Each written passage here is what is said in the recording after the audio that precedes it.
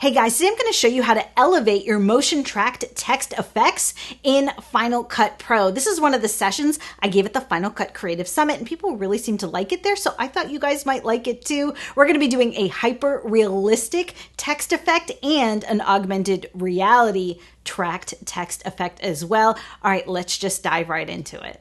So for my first shot here, you can see I've got a portrait shot of this gentleman and I've got his name as a basic title here on the screen. My goal is to make this text look like it's painted on the wall, just like the artwork behind him. So we're going to do this in a bunch of different steps and it's going to look hyper realistic when we're done. You can see the shot is on a gimbal. So the first thing we want to do is motion track this text. So I'm going to select my B-roll shot. And let's head down to trackers and I'm going to hit the plus sign to add a tracker. Now, in my experience, whenever I'm doing motion tracking, I like to track a few different areas on the shot. I'm looking for something really contrasty and I like to try a few different ways to see where I get the best result. I've already played with this, so I can tell you the place I found that I got the best result was actually on this little hook here on the artwork in the background. So I am just going to position my tracker right on this little hook and really get it in there. Then I'm going to hit the analyze button and you can see the tracker's doing a pretty good job of hanging on to that little point. Now I'm going to select the text in my timeline, turn on the transform tools and assign the tracker to be this first object track. And then I want to make sure I'm not tracking the rotation, I'm just tracking the position. And so now let me run my playhead.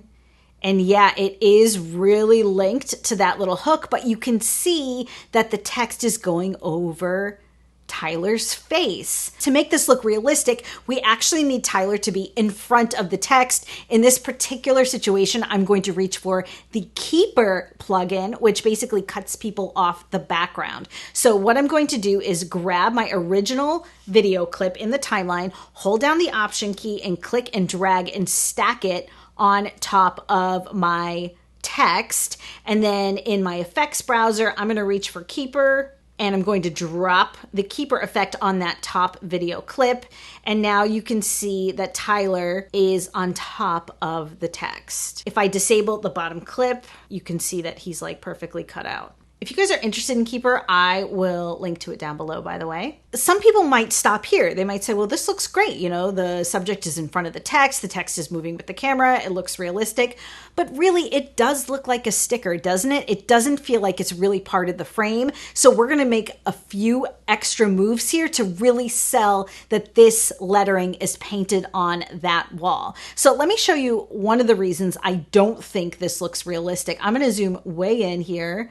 And you can see that this like wall has this, I think it's wood paneling. I don't think it's bricks, but basically it's got a lot of texture that is missing from our lettering. If we go up to the artwork, you can see the texture of the wall through the painted wall art. So we're gonna have to play with this text to make it feel like it's more part of our frame. So what I'm going to do is first remove the tracking from this text. We're gonna undo what we just did. And I'm going to reset the position on the transform line here as well. So now the text is back where we started. It's generally kind of where we want it, but it's not moving with the frame. Now what I'm going to do is select my original clip again. I'm going to hold down the Option key and I'm going to actually make a duplicate of this text and drag it again above my title. And now what we're going to do is in the effects browser, we're going to reach for the image mask. I'm going to apply the image mask to that new clip I just created.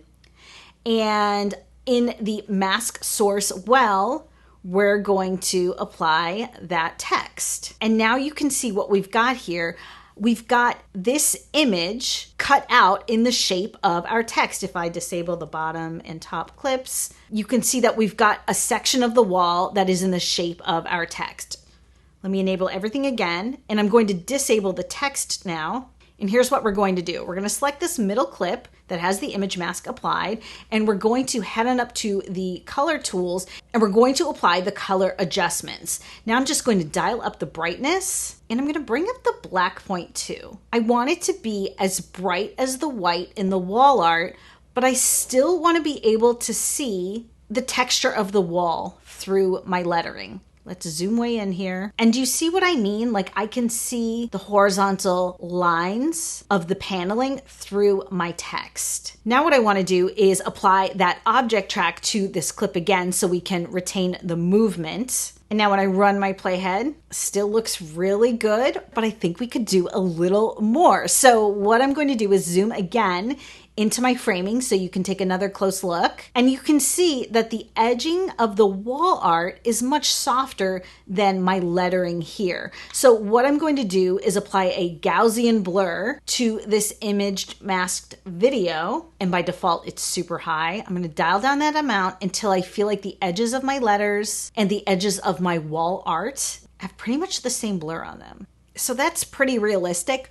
But I'm an overachiever if you hadn't noticed. So there's one more step I would take to really make this look baked in. We're going to add an adjustment layer just below our top video clip. Now an adjustment layer, if you're not familiar, is like a dummy title that you can add to your timeline that when you apply effects to it, it affects all of the video clips beneath it. So again, I'm going to reach for that Gaussian blur. I'm going to drop it onto that adjustment layer and I'm going to dial down that blur very, very much. But basically what this is going to do is it's going to make the entire background feel baked together as one layer. So it really feels even more realistic. Now you can't tell me that lettering doesn't look like it really is part of the shot. Now let's move on to our next clip. This one is going to be more of an augmented reality look because it's going to have these 3D letters floating in space, which isn't a realistic thing, but it does look realistic in this clip. Let me show you how we're going to accomplish this.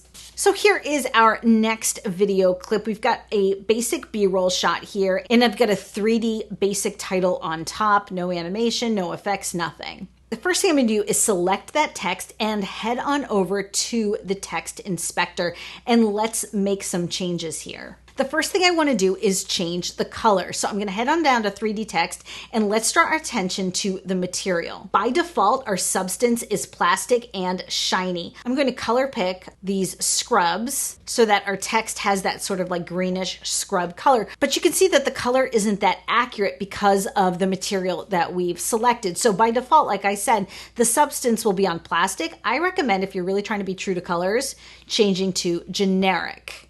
And now we get more of a true to life color. The next thing I want to do is change the lighting style. So right now we're set to standard by default, but if we look at the frame, we can see that the lighting is really coming from above everything. So under lighting style, let's change this to above. And now you can see that the highlights are hitting the tops of the letters instead of the face. And I'm just going to dial up that intensity just to really make it brighter. Now let's zoom way into this frame and get a good look at these letters. You can see that the face of the letters is very flat. However, I want to add some texture to these letters. I like to look at what's going on in the frame and imagine what would these letters actually look and feel like if they were there in reality. So I'm going to zoom out of my viewer here and I'm going to draw my attention to this big piece of equipment. Now, it looks pretty smooth, but you know that if you were with this piece of equipment in real life and you ran your hand over it, it would feel pretty smooth. But if you scratched it with your fingernail, it would have some texture. So my goal is to make the look and position and shading of this text match this huge piece of equipment. So what I'm going to do is again, zoom way in to my framing here so we can look at these letters. And in the inspector window under options, I'm going to add a layer and I'm going to select finish. And then we're going to head down to textured. So by default, the texture type is combed. You can certainly see this combed finish on these letters, but that doesn't match that equipment we're trying to match. Instead, under type, let's go to eggshell, and now that feels much more accurate. You could increase the depth if you really wanted to give it more texture. I'm going to dial it down a little bit. So let me zoom back out of my viewer here. So we're off to a really good start. The next thing I want to do is make the angle of this text match the angle of this equipment. So let's head on over to the rotation, and on the Y rotation, I'm going to spin this text so that it feels in line with this equipment. I'm going to run it back in X space for the position, and I'm going to bring it down in Y space because I actually want it to be behind our subject's head eventually. I'm also going to add a little bit of depth to this 3D text so it feels a little more substantial. So at this point, I want to add my object track to this text. So in the interest of time, I already applied an object tracker to this clip. So let's select this text and assign the object tracker. And if you're curious, I tracked this part of this equipment here. It's really nice and contrasty. And I want my subjects to be in front of the text. So again, I'm going to duplicate my base clip and we're going to reach for keeper one more time here. And then on keeper, I'm going to change the quality to high. And I am going to thicken up the edges so we get a nice clean key here. So this is looking really good, but again, we're at that point where I think we could just go a little bit more. What's missing from this text in this shot is a shadow. So we're gonna have to add a shadow in a unique way. First and foremost, you might think, well, it's text, just add a drop shadow. That's definitely not what you wanna do in this situation because a drop shadow is only going to appear behind the text. It's not going to match, you see that? The lighting, which we know is coming from the ceiling. So let me disable that drop shadow. The other thing you could do in the effects browser is under stylize, add in the drop shadow. But I know from experience that I cannot get this angle and positioning to look right with the drop shadow effect. In some circumstances that might work for you, but I know because I've tried that it does not work here. So what we're going to do instead is I'm going to delete that drop shadow. We're going to duplicate this text. So I'm going to select it, hold down the Option key, click and drag to duplicate. And in the text inspector, we're going to make a lot of adjustments here. I'm going to make this not 3D text. And the face, I'm going to make black. And then what I'm going to do is rotate it on the x-axis so it's completely flipped around. And then I'm going to reposition it so it's down on the ground where it should be. And then what I'm going to do is reduce the Y scale so it's squished. Do you see that? Squish, squish, squish, squish, squish. Put it down here a little more. I'm just going to reposition it where it looks like it would make sense. And then I'm going to add a blur to this text so it's really soft. And then we can play with the amount of the blur to make the shadow look more defined or less defined. I think less defined is probably better in this situation. And now that's all motion tracked. But there's one other level we need to go to really sell this look. So you can see that the text is kind of like on an angle and the perspective. Not everything would be in such sharp focus on this text. So again, selected on our original text under the blur category in our effects browser, I'm going to grab the focus blur. And what I want is for the text to be in super sharp focus where our subject's head is and less focus as it's closer and further to the camera, like it would be there in real life. So I'm going to increase the height because I want the entire height to be in focus. And then I'm going to reposition this on-screen control so it's right in line with our patient's head here. And then what I like to do is reduce the width all the way so the whole thing is blurry. And then I like to nudge up where it feels right for things to start drifting a little out of focus. And then I'm going to dial down the amount.